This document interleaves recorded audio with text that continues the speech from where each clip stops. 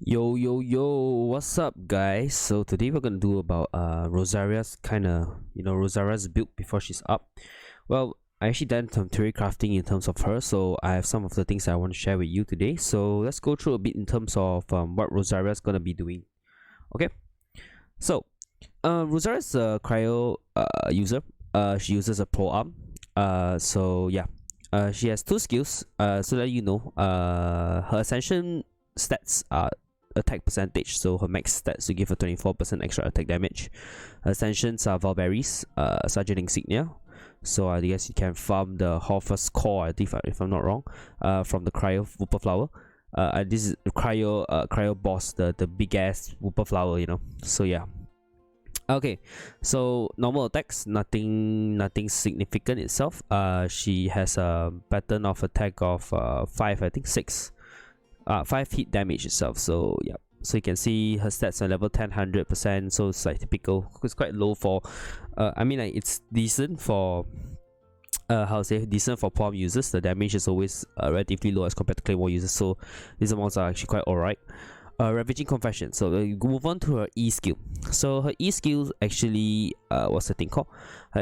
She's a position to appear behind her opponent, then stabs and slashes them with a palm, dealing cryo damage. So the ability cannot be used travel behind opponents of a larger build. So opponents of larger build would mean by your Ruin Guards and also your big ass Stone Heliotropes, so, and also the Ice Heliotropes. Yeah, and the damage, I think it's a 2-part damage. So level 10 it will be 105%, and next hit will be 244.8%. So it's about 6 seconds itself. But one thing about her E skill, which we'll talk about, it will only generate about 3 energy particles itself. So what it means basically is every time she uses E, every 6 seconds she will gain about 9 energy cost with no energy recharge. So that means essentially she will need a cryo support, another cryo team member, to be able to enable her to keep using enable her to get more energy, so that she can use her elemental burst, which is a Rites of Termination. So Rites of Termination is a unique it's a skill from her that she drops her lens from the sky, and then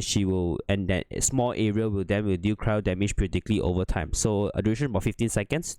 Duration is 8 seconds. Cooldown is about 15 seconds. Constellation 2, you increase the Rites of Termination by 4 seconds. So basically her elemental burst will last about 12 seconds. So the damage is quite decent at level 10. It's about 237% damage over time. So if I'm not wrong, it's about every second. So about 12 seconds here. Have Constellation 4, you'll have about 12 second worth of damage here. And her tender ascension materials using Sergeant Insignia and Book of Ballad, and also, what is this called? I can't remember what it's called. One of the block from Shadow of the Warrior from Child. So let's move on to her passive talents. So her passive talents grants movement speed for party members during at night. So it doesn't take effect in domains, Shroud's domains, Spiral Abyss. So you cannot be able to stack with other passive talents for the same effect. So yeah, that means essentially if I'm not wrong, if you have two wind two animal characters inside the team, you won't be able to benefit from this. I think it will benefit the ones that will apply will be the higher effect. That means essentially I think the animal ones will be higher as compared to the Nightwalk. I remember that's 15%, correct me if I'm wrong. So her ascension 1, which is level 20, she would then, when Rosaria strikes an opponent from behind using Ravaging Confession, her E skill, her crit rate will increase by 12 seconds for 5 seconds. So this is a buff for her. And her ascension 4, which is level 80, Shadow Samaritan, when she casts her elemental burst, her critical rate will increase for all party members except Rosaria, about 15% for 10 seconds. So her critical rate bonus gain this way cannot exceed 15%. So yeah. So let's move on to her constellation. Her first constellation is kind of like a DPS for her. So when Rosa deals a critical hit, her attack speed increased by 10%, and her normal attack damage increased by 10% for 4 seconds. So this is quite a buff for her. Land Without Promise. Duration of the ice dance created by elemental burst should increase by 4 seconds. Like just now what we said before, 8 seconds to 12 seconds because of the extra 4 seconds. Wages of Sin, as usual, elemental skill increased by 3 levels. Painful Grace. Ravaging Confession critical hits generates 5 energy for Rosaria. Can only trigger once each time Ravaging Confession is cast. So this actually removes the need of her to have a cryo support, but will still recommend a cryo team member in the same team as her. Later I'll explain to you while I'm going through the builds for her itself. So yeah. Last right, so increase her as usual elemental burst by 3 levels, and her last one, her divine retribution. When her elemental burst attacks someone, you will decrease opponent's physical resistance by 20 seconds for 10 seconds. So from what you're looking right now, I think she can count as like a good damage DPS itself, due to her physical resistance reduced by 20 seconds, and then also attack speed and also normal attack damage. And she has a free critical rate right here, and her base I mean like her ascension level up will grant her about additional 24% of attack. So I guess all in all, I feel that she can be a damage per second, but in my personal opinion, it will be for a character that's under physical damage itself. So yep, so this is just Rosaria's kit itself. So let's move on to the team builds that we're going to be showing today. Okay, so the team builds that we're going to have right now, we're going to see in terms of there's going to be three builds that I have created. So 2 DPS and 1 support. So the first one will be a cryo damage DPS. So people ask me, so what do you mean by cryo damage DPS? That means essentially she's gonna be doing one time cryo damage only. So no, she's gonna be consistently on the field doing cryo damage. Reason being why? So we'll explain to you later. So what I'm expecting this build to do is consistently dealing cryo damage all the time, due to the fact that elemental damage is much more viable in late game rather than physical damage itself, because of the high resistance from a lot of monsters during the late game, which is around late AR, and at the same time also some of the bigger build monsters have very high physical resistance. So yeah, okay. So weapon choice number 1 will be Primordial Jade Wing Spear, because of the high damage and the free critical rate itself. So say there's nothing more, and there's a high base damage and also free critical rate. So base damage will benefit, high base damage should benefit strongly to attack percentage like increase, so that's good. Second weapon choice for free to play option will be a deathmatch, in my personal opinion. So reason why a deathmatch would be great is because it provides you free critical rate and also some attack percentage increase. So if you can see, deathmatch provides about 30+% in terms of critical rate. So yeah, this is the weapon choice that I will recommend for DPS itself, cryo DPS. So artifact choice, 4-piece Blazed Strayer will always be the best if you're going for full cryo damage build. So your sense will be for attack percentage, your cup will be for cryo damage, and your circlet will be critical damage. Reason being is because both the weapons that I've suggested, Primordial Jade Wing Spear and Deathmatch, has already have critical rate built into them already. So what you're gonna do is you will need to have like critical damage for the crit rate to work more effectively. Okay, so team comp, we are gonna be using sub DPS as Fischl, support Xingqiu, and the other support will be Chong. So why is that the reason? So when you put Fischl in, you have constant damage from an EC, which is a Raven. She will drop suppressive damage. So when you put Raven out and you switch back towards Rosaria, you will then able to proc Superconduct. So yeah, I know Superconduct reduce physical resistance by 50%, but the thing is, it's for clearing wave itself. So what happens is, like, if you're able to drop E, and while you use if you use E on Fischl and you drop your E on top of the electro, it will do Superconduct, and Superconduct secondary damage is dealing based on cryo damage. So remember, we had a cup for cryo damage itself, so this cryo damage cup will benefit for us because essentially it will proc Superconduct and deal a big AoE of damage, and that means clearing mobs will be way easier. That means if you have ads like Helitros coming to you, you can use that and then you would deal significant damage towards them. Next one would be Xingqiu, support Xingqiu. Reason why would we go with Xingqiu would be because it can proc Frozen. So let's say, imagine you're able to put Cryo and then you use Xingqiu's elemental burst, you will then provide Frozen. So it provides free critical rate from Strayer set. So if you look at 4-piece Blizzard Strayer set itself, there are two things. First 2 sets will give you Cryo bonus 15%. The other 4-piece bonus will give you 20% if someone's affected by Cryo, and you'll give it additional 20% if the enemy is frozen. So that means actually you want to benefit from the additional 40% critical rate itself. So yeah. And lastly, the support which you definitely need will be Chong. So Chongyun is definitely needed in this build because of course I'm going for full cryo damage. Reason being is because when Chongyun is, am I right?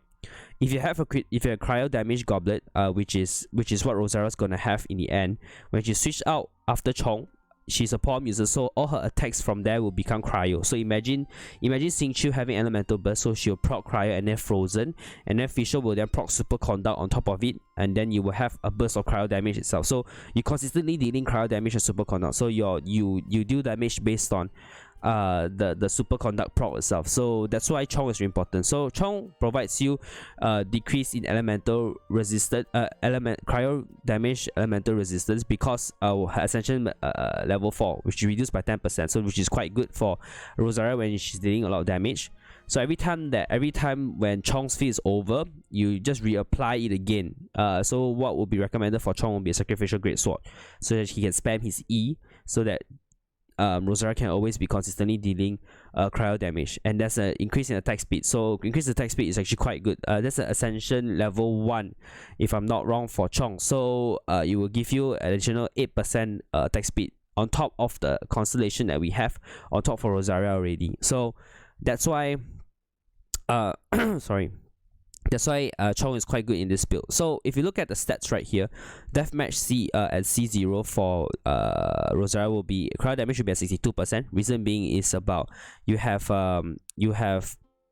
the base critical rate itself, you plus the cryo synergy, and you plus the blizzard strayer set, you would cryo damage, because like 46.5%, you plus another 15% will be about 61 to 62% in terms of cryo damage itself. So she will benefit about 62% cryo damage due to the artifact set and also the goblet that the cup she's gonna have. So critical rate will be at 97% for deathmatch. Reason being is because of the cryo synergy from both parties, Chong and Rosaria. Add on 40% from the Blizzard Strayer set, and add on the existing 30% from what's that thing called? 30% from deathmatch itself. So you legit have free critical rate already. So you just need to build heavily into critical damage. That's all you need to do. Physical reduction 0%. Attack speed increase will be 18%, because 10% from Rosaria when she uses the E skill and she teleports behind. Her ascension talent level ascension 1 will grant her additional like 12% 10% attack speed. So then Chong will give about additional 8% towards it. That's why. So the next one will be Primordial C0. Cryo damage 62 as usual. Critical rate will be a bit lower, because the base critical rate for Primordial Jade Wing Spear is much lower than Deathmatch by about 10%. But because Primordial Jade Wing Spear will still be the best choice for her, reason being is because it provides very high base damage, and also it provides attack increase when you start hitting on the field, which you're consistently going to be dealing on the field with Rosaria. Attack speed 18%. Say nothing more, because Chong and also her what. So my go-to set will go for cryo damage itself. I don't really favor physical damage, but I've created one also. So if you look at the DPS 2 physical damage, it's a much more free-to-play option in my opinion. So you have two weapon choices: Crescent Pike and also Dragon Spine. So people will start to ask like, which would be better? Would it be Crescent Pike or Dragon Spine? So in my personal opinion, I think Crescent Pike will be better. Reason being, if you look at the stats right here, level 90 attack, Crescent Pike will be dealing 565 base damage, whereas Dragon Spine will be dealing 454 base damage at level 19. So if you do the math a bit, physical damage bonus for Crescent Pike and Dragon Spine is different. So Crescent Pike physical damage bonus will be at 34.5%, whereas Dragon Spine will be at 69%. So you're looking at, Dragon Spine has a higher percentage increase in terms of physical damage. So Dragon Spine wouldn't it be the better choice? No. So if you look continuously, artifact physical bonus, we are going to look at the artifacts for the goblet. You're getting about a 5-star, so you get about 58.3% in terms of the physical damage bonus. So if you add up the math together, 34.5 for Crescent Pike plus 58.3%, and you multiply by the level 90 attack for Crescent Pike, you will get about 520 how to say, is it correct, sir? Yes, you will get about, sorry, give me a moment, guys.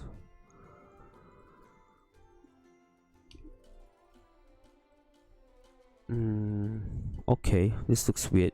Oh yeah, sorry, yeah, correct. So yep, so as I was saying, so if you were to do if you do the math itself, for artifact physical bonus plus the physical damage bonus multiplied by the level 90 attack for Crescent Pike, you'll get a total bonus of 524. And then you add on to the existing level 90 attack, which is 565, you'll get a total damage bonus of 1089 But when you look at Dragon Spine itself, you have a level 90 attack 454. You add physical damage bonus of 69% plus artifact bonus of 58%. You will get a total bonus of 577. But if you add 577 plus 454, you get about 1031.942. So with 1032 damage, you will lack about 50 damage. It's not much, but if you have a Dragon Spine done already, so you should use Dragon Spine. But still, I will favor heavily in terms of Crescent Pipe due to the fact that we have elemental elemental particles generated from Rosaria's E skill. Okay, so Crescent Pipe, if you didn't know, anytime you get elemental particle, you will deal additional 20% damage from your existing damage. So that's what that's what Rosaria does. That's what the Crescent Pipe do. So if you take a look at the clip, I'm going to be showing you in a second. You can see the damage. Actually, there's a double damage right there. Okay, the white damage is the physical damage from the Crescent Pipe. The blue damage is because I converted Zhongli's elemental skill into Zhongli's normal attack into Cryo using Chongyun, so it's much more easier for you to see. Okay, as for Dragon Spine, if someone is frozen or affected by Cryo, you would then deal extra damage on top of it. If you can see, there's a clip coming right next there. You can see where the Electro Chichin Mage is going to be attacked by some small crystal on top. So if you can see clearly, there's going to be a crystal on top that will proc and hit the enemy if it's affected by Cryo. Okay, so artifact choices. So what I will go for will be 2-piece Glad and 2-piece Bloodstain set, because 4-piece Bloodstain set doesn't benefit us, because from what I'm looking at right now, her charge attack is definitely very high, but she doesn't have a lot of sustain in terms of using the charge attack itself. Okay, that's why I will only 2-piece Bloodstain and 2-piece Glad. 2-piece Glad provides you 18 attack 18%. 2-piece Bloodstain will provide you physical damage by 15% itself. So Sense will be attack percentage as usual. Cup will be physical damage percentage. Circlet will be critical damage or critical rate if critical rate is less than 50%. So if your critical rate is more than 50%, I would suggest that you go for critical damage already. If your crit rate is less than 50%, then you get a critical rate circlet. Okay.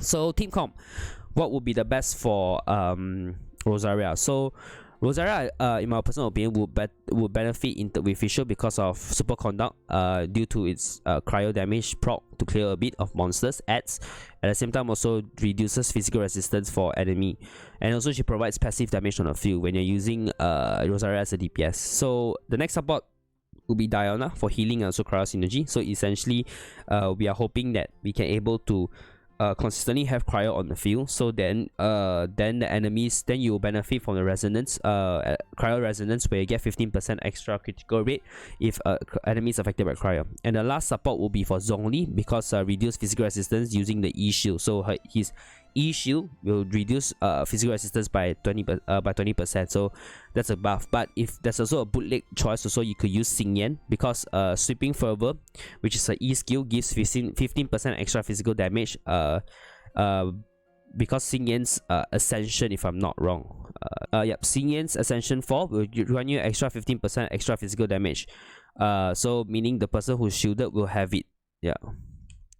And then also, if you got her a constellation 4, when her sweeping fervor will reduce her resistance by 12%. So essentially, she will be reducing by 15%, reducing physical resistance by 15% for 12 seconds every time she uses her E skill. So in my opinion, I think Xingyan will be a much better choice, because she gives a boost in physical damage and also reduce the physical resistance.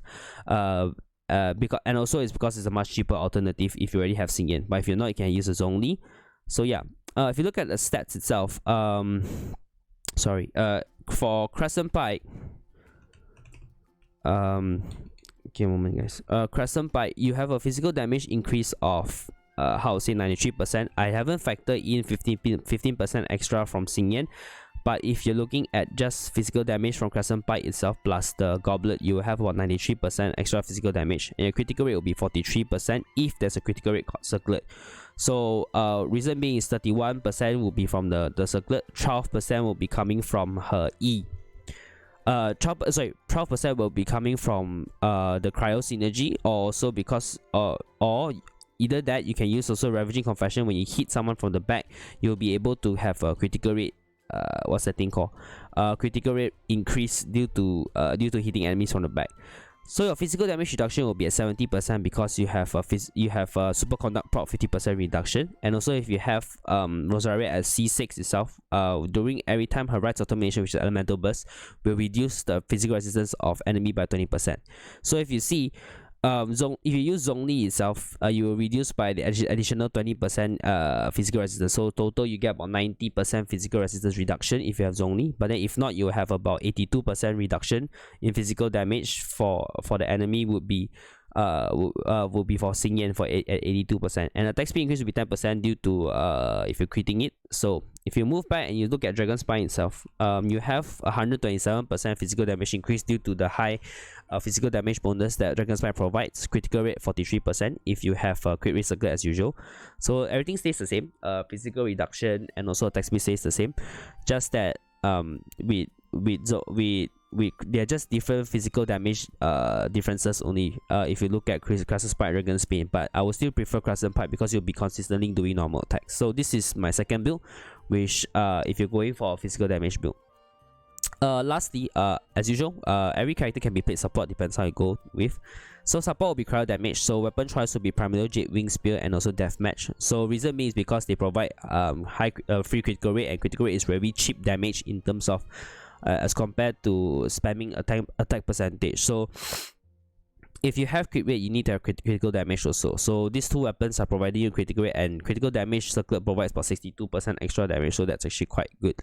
So a really good honorable mention would be Skyward Spine because of the energy recharge. So if you have a Skyward Spine, it's not saying that you cannot use it. You can use the Skyward Spine itself, and you can replace the cryo support that inside the team, and then with another character, because like I think the energy recharge is more than sufficient for you to maintain elemental burst. So artifact choices will be 4 pieces Noblesse for her as usual. Noblesse is always good for support.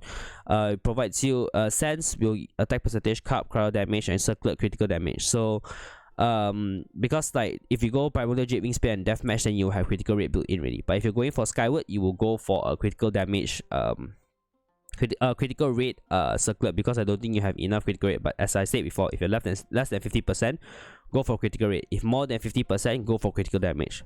So team comp wise, who do we be using in this sense? So we have a main DPS will be a fire DPS because you want to proc melt itself. So if you guys didn't know, if you have cryo on top and then you proc fire on top, it will deal 2 times the damage. But if you have fire on an enemy and you do cryo damage on top, you only deal 1.5 times the damage. So in this case, we will always be dealing fire on top because our characters are fire. We can put 5 DPS at Diluc, Kutao, or Klee. Then support will be for Diona for healing, for cryo synergy, extra critical rate. Support will be Xingqiu to proc frozen, and also for crowd control. So when you freeze enemy in place, they cannot hit you. So when you cannot hit you, then you can use your 5 DPS to go ham on the enemy itself. So if we look at Deathmatch itself, Deathmatch C0 crowd damage 47% because of the goblet. So we don't have the Blizzard Strayer, that's why there's no extra 15%. Critical rate at 49% because of 12% from cryo synergy, plus also the Deathmatch base critical rate. Physical damage reduction 0%. There's no physical reduction because because we are at constellation 0. Attack speed 10%. And if you go with Primordial Jade, Wing Spear, if you go with Primordial Jade, Wing Spear, our critical rate will be lowered to 34%. Reason being because of the base critical rate that we're gonna see from Primordial Jade, Wing Spear will have lower critical rate because Deathmatch has higher ones. Primordial Jade, Wing Spear provides more to the table in terms of damage, but we want to get critical rate as high as possible and critical damage as high as possible. Therefore, Deathmatch will be a much more better choice. So if you go Primordial Jade, Wing Spear, you might need critical rate circlet depending on the crit rate they have. Less than 50, go critical damage. Less than 50, go critical rate. More than 50, go to critical damage. So I did not include the critical rate bonus in this support build base because because we always consistently be proccing melt.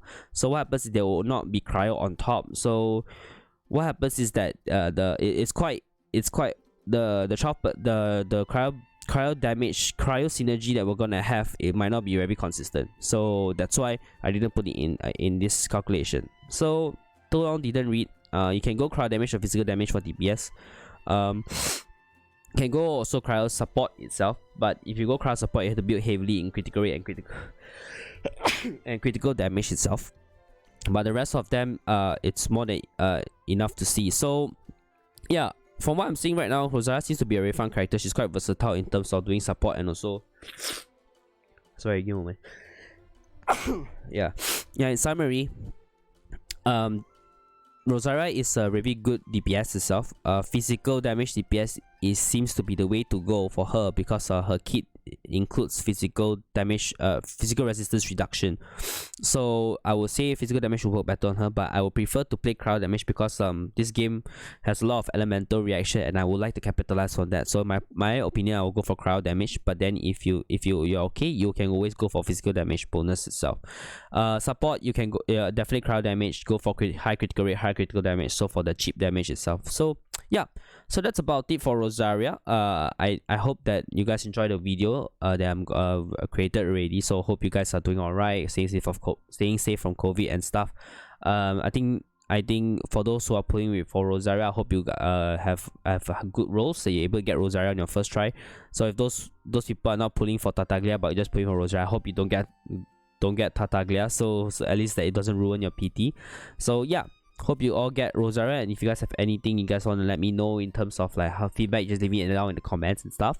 At the same time also, if you want me to do more build videos and also theory crafting videos, just let me know and I'll take a look into that. So hope you guys are doing alright. Don't forget to like and subscribe. See you again. Ciao.